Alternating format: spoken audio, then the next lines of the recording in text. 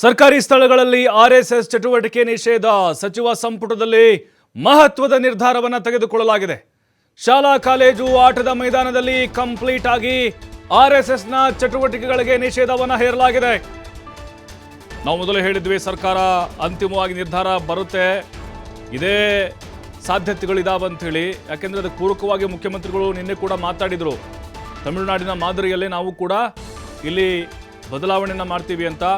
ಸರ್ಕಾರಿ ಸ್ಥಳಗಳಲ್ಲಿ ಆರ್ಎಸ್ಎಸ್ನ ಚಟುವಟಿಕೆಗಳು ಬ್ಯಾನ್ ಆಗಿದೆ. ಕ್ಯಾಬಿನೆಟ್ನಲ್ಲಿ ಈ ಮಹತ್ವದ ನಿರ್ಧಾರವನ್ನು ತೆಗೆದುಕೊಳ್ಳಲಾಗಿದೆ. ಶಾಲಾ ಕಾಲೇಜು ಅಷ್ಟೇ ಅಲ್ಲ, ಪಾರ್ಕ್ ಇರ್ಬೋದು, ಆವರಣ ಇರ್ಬೋದು, ಗ್ರೌಂಡ್ ಇರ್ಬೋದು, ಇವೆಲ್ಲವೂ ಕೂಡ ಸರ್ಕಾರಿ ಮತ್ತು ಅನುದಾನಿತ ಶಾಲೆಗಳು, ಸರ್ಕಾರಿ ಅನುದಾನಿತ ಸ್ಕೂಲ್ಗೂ ಕೂಡ ಇದು ಅನ್ವಯ ಆಗುತ್ತೆ. ಮತ್ತು ದೇವಸ್ಥಾನ, ಮುಜರಾಯಿ ಇಲಾಖೆ ವ್ಯಾಪ್ತಿ ಬರುವಂತಹ ದೇವಸ್ಥಾನ, ಆವರಣ ಇವೆಲ್ಲವೂ ಕೂಡ ಇದರಲ್ಲಿ ಬರುತ್ತೆ. ಅಂದರೆ ಪಥಸಂಚಲನ ಆಗಿರ್ಬೋದು ಅಥವಾ ಅವರ ಶಾಖೆಗಳಾಗಿರ್ಬೋದು ಆರ್ಎಸ್ಎಸ್ನ ಚಟುವಟಿಕೆಗಳನ್ನು ನಡೆಸೋ ಹಾಗಿಲ್ಲ. ಕ್ಯಾಬಿನೆಟ್ನಲ್ಲೇ ಇದರ ಬಗ್ಗೆ ಅಂತಿಮವಾಗಿ ತೀರ್ಮಾನ ಹೊರಬಿದ್ದಿದೆ. ಪ್ರಿಯಾಂಕ್ ಖರ್ಗೆ ಅವರು ಮುಖ್ಯಮಂತ್ರಿಗಳಿಗೆ ಪತ್ರದಲ್ಲಿ ಬರೆದಂಥ ಸಂದರ್ಭದಲ್ಲಿ ಅದರಲ್ಲಿ ಎಲ್ಲ ವಿಚಾರಗಳನ್ನು ಪ್ರಸ್ತಾಪ ಮಾಡಿದರು. ಯುವಜನತೆ ಮೇಲೆ, ಮಕ್ಕಳ ಮೇಲೆ ಇದು ಪರಿಣಾಮವನ್ನು ಬೀರುತ್ತೆ. ಅವರಲ್ಲಿ ಧರ್ಮದ ವಿಚಾರವಾಗಿ, ಮಾನಸಿಕವಾಗಿ ಅವ್ರನ್ನ ಬೇರೆಡೆಗೆ ಕರೆತರುವಂಥ ಒಂದು ಪ್ರಯತ್ನಕ್ಕೆ ಇವರು ಕೈ ಹಾಕ್ತಾ ಇದ್ದಾರೆ. ಆಮೇಲೆ ಪಥಸಂಚಲನ, ಕೈಯಲ್ಲಿ ದೊಣ್ಣೆ ಇಟ್ಕೊಂಡು ಪಥಸಂಚಲನ ಪರೇಡ್ ಮಾಡ್ತಾರೆ, ಒಂದು ರೀತಿ ಭಯದ ವಾತಾವರಣ ಸೃಷ್ಟಿ ಮಾಡ್ತಾರೆ. ಇದು ಸಮಾಜದ ಸ್ವಾಸ್ಥ್ಯವನ್ನು ಹಾಳು ಮಾಡುತ್ತೆ ಅಂತ ಹೇಳಿ ಉಲ್ಲೇಖ ಮಾಡಿದ್ರು. ಇವತ್ತಿನ ಕ್ಯಾಬಿನೆಟ್ನಲ್ಲೂ ಕೂಡ ಪ್ರಸ್ತಾಪವನ್ನು ಮಾಡಿ ಮುಖ್ಯಮಂತ್ರಿಗಳಿಗೆ ಮತ್ತೊಮ್ಮೆ ಗಮನಕ್ಕೆ ತಂದರು. ಅದೆಲ್ಲವನ್ನು ಗಣನೆಗೆ ತೆಗೆದುಕೊಂಡು ಸಿದ್ದರಾಮಯ್ಯನವರು ಈ ತೀರ್ಮಾನವನ್ನು ತೆಗೆದುಕೊಂಡಿದ್ದಾರೆ. ಅನುಮತಿ ಇಲ್ಲದೆ ಯಾವುದೇ ಚಟುವಟಿಕೆ ನಡೆಸೋ ಹಾಗಿಲ್ಲ. ಸರ್ಕಾರಿ ಸ್ಥಳಗಳಲ್ಲಿ ಆರ್ಎಸ್ಎಸ್ನ ಚಟುವಟಿಕೆಯನ್ನು ಬ್ಯಾನ್ ಮಾಡಲಾಗಿದೆ.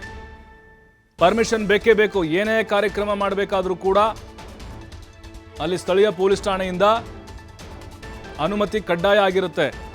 ಮತ್ತು ಪಥಸಂಚಲನ, ಏನು ಪರೇಡ್ ಹೋಗ್ತಾರೆ ದೊಣ್ಣೆ ಹಿಡ್ಕೊಂಡು, ಅದಕ್ಕೂ ಕೂಡ ನೀವು ಪರ್ಮಿಷನ್ ತೆಗೆದುಕೊಳ್ಬೇಕಾಗತ್ತೆ. ತಮಿಳುನಾಡಿನ ಮಾದರಿಯಲ್ಲಿನೇ ಇಲ್ಲೂ ಕೂಡ ನಿರ್ಧಾರವನ್ನು ತೆಗೆದುಕೊಳ್ಳಲಾಗಿದೆ. ನಿಯಮವನ್ನು ಮೀರಿದರೆ ಕಾನೂನಾತ್ಮಕವಾದಂತಹ ಕ್ರಮಗಳನ್ನು ಕೂಡ ಇಲ್ಲಿ ತೆಗೆದುಕೊಳ್ಳಲಿಕ್ಕೆ ಅವಕಾಶಗಳಿದ್ದಾವೆ. ಖಾಸಗಿ ಕಾರ್ಯಕ್ರಮಗಳಿಗೆ ಪೂರ್ವಾನುಮತಿ ಕಡ್ಡಾಯ. ಈ ಹೊಸ ನಿಯಮವನ್ನು ಜಾರಿಗೆ ತಂದಿದೆ ಸರ್ಕಾರ. ಅಂತಹ ಕಾರ್ಯಕ್ರಮಗಳಲ್ಲಿ ಸರ್ಕಾರಿ ನೌಕರರು ಪಾಲ್ಗೊಳ್ಳುವಂತಿಲ್ಲ. ನೋಡಿ, ಪ್ರಿಯಾಂಕ್ ಖರ್ಗೆ ಅವರು ಹೇಳಿರೋ ಹಾಗೆ ಕೆಲ ಸರ್ಕಾರಿ ನೌಕರರು ವಿವಿಧ ಇಲಾಖೆಯಲ್ಲಿ ಏನು ಕೆಲಸ ಮಾಡ್ತಿದ್ದಾರೆ, ಅವರು ಕೂಡ ಸಂಘದ ಶಾಖೆಗಳಲ್ಲಿ ಪಾಲ್ಗೊಳ್ತಾ ಇದ್ದಾರೆ ಅನ್ನುವಂಥ ಆರೋಪ ಮಾಡಿದ್ರು. ಅಂಥವ್ರ ವಿರುದ್ಧ ಕ್ರಮ ತೆಗೆದುಕೊಳ್ತಾರೆ.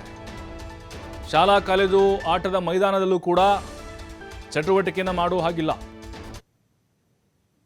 ಆಗಲೂ ಕೂಡ ನಿರ್ದಾಕ್ಷಿಣ್ಯವಾದಂಥ ಕ್ರಮವನ್ನು ತೆಗೆದುಕೊಳ್ಳಲಿಕ್ಕೆ ಈಗ ಸರ್ಕಾರ ಮುಂದಾಗಿದೆ.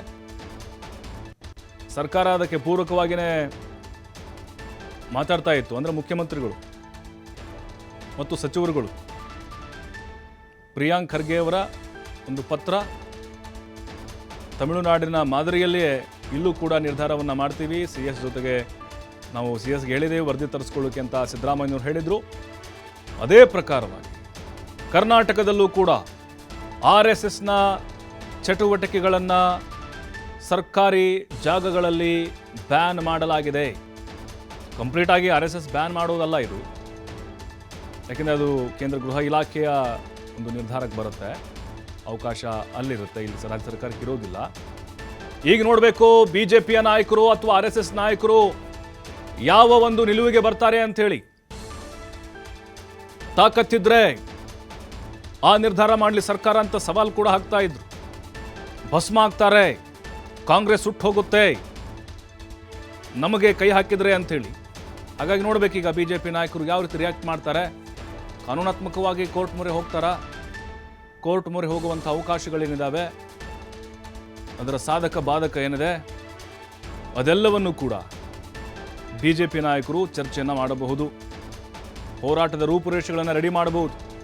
ಮೋಹನ್ ಭಾಗವತ್ ಮೊನ್ನೆ ಬೆಂಗಳೂರಿಗೆ ಬಂದಾಗ ಹೇಳಿದ್ರಂತೆ, ಏನಾದರೂ ಬ್ಯಾನ್ ಮಾಡಿದ್ರು ಅಂತ ಹೇಳಿದ್ರೆ ಇಲ್ಲಿ ಬೀದಿಗಿಳಿಬೇಕು, ನೀವೆಲ್ಲ ಹೋರಾಟ ಮಾಡಬೇಕು ಅಂತ. ಹಾಗಾಗಿನೇ ಈಗ ಸಂಘ ಪರಿವಾರದ ಮುಂದಿನ ನಿರ್ಧಾರ ಏನಾಗಿರುತ್ತೆ, ಅದರ ಜೊತೆಗೆ BJPಯವರು ಯಾವ ರೀತಿ ಇದನ್ನು ಸ್ವೀಕರಿಸ್ತಾರೆ ಆಗಲೆಯಿಂದಲೂ ಕೂಡ ನಾವು ನೋಡ್ತಾ ಇದ್ವಿ. RSS ಅನುಮತಿ ರದ್ದು ಮಾಡುವಂಥ ವಿಚಾರ ಏನಿದೆ ಅಥವಾ ಚಟುವಟಿಕೆಗಳಿಗೆ ಬ್ಯಾನ್ ಮಾಡುವಂಥ ಪ್ರಸ್ತಾಪ ಏನಿದೆ ಅದಕ್ಕೆ ಸಂಬಂಧಪಟ್ಟ ಹಾಗೆ ಸಾಕಷ್ಟು ರೋಷಾವೇಶವಾಗಿ ಕೆಂಡ ಉಗುಳ್ತಾ ಇದ್ರು BJP ನಾಯಕರು.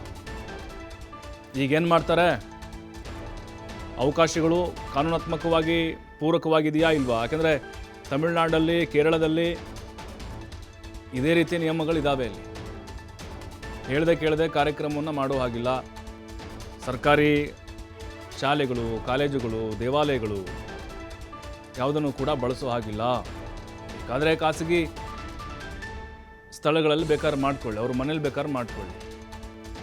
ಈ ರೀತಿಯಾಗಿ ಸರ್ಕಾರ ಹೇಳಿತ್ತು ಅವ್ರಿಗೆ. ಅಂದರೆ BJP ನಾಯಕರು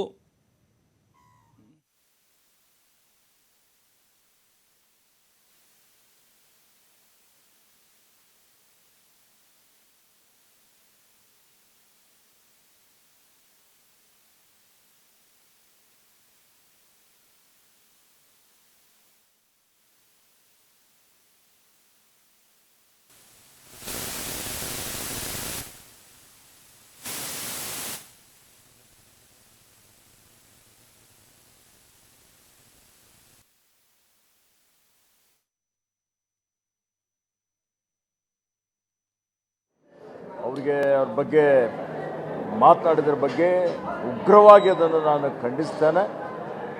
ಮತ್ತು ಇವರು RSSನ ನಿಜವಾದಂಥ ಬಣ್ಣ ಬಯಲಾಗಿದೆ. ಇವತ್ತು ಆ ಕಿಡಿಗೇಡಿಗಳಿಗೆ, ದುಷ್ಕರ್ಮಿಗಳಿಗೆ ಕಾನೂನು ರೀತಿಯ ಕ್ರಮ ಜರುಗಿಸಿ ಕಠಿಣವಾದಂಥ ಶಿಕ್ಷೆ ಕೊಡಬೇಕು ಅಂತೇಳಿ ನಾನು ಒತ್ತಾಯವನ್ನು ಮಾಡುತ್ತೇನೆ. ಇವತ್ತು ಸಚಿವ ಸಂಪುಟದಲ್ಲಿ ಏನು ಯಾವುದೇ ಒಂದು ಸಂಸ್ಥೆ ಇದ್ದರೂ, ಶಾಲೆಗಳಿರ್ಬೋದು, ಇವತ್ತು ಇತರ ಸರ್ಕಾರಿ ಸಂಘ ಸಂಸ್ಥೆಗಳು ಅಥವಾ ಸರ್ಕಾರಿ ಕಚೇರಿಗಳಲ್ಲಿ ಅನಧಿಕೃತವಾಗಿ ಯಾವುದೇ ಕಾರ್ಯಕ್ರಮಗಳನ್ನು ಮಾಡುವಂಥದ್ದು ಏನಾದರೂ ಇದ್ದರೆ ಅದು ಕೋಮು ಭಾವನೆ ಕೆರಳಿಸುವಂಥದ್ದಿರ್ಬೋದು, ಮತ್ತೊಂದಿರ್ಬೋದು.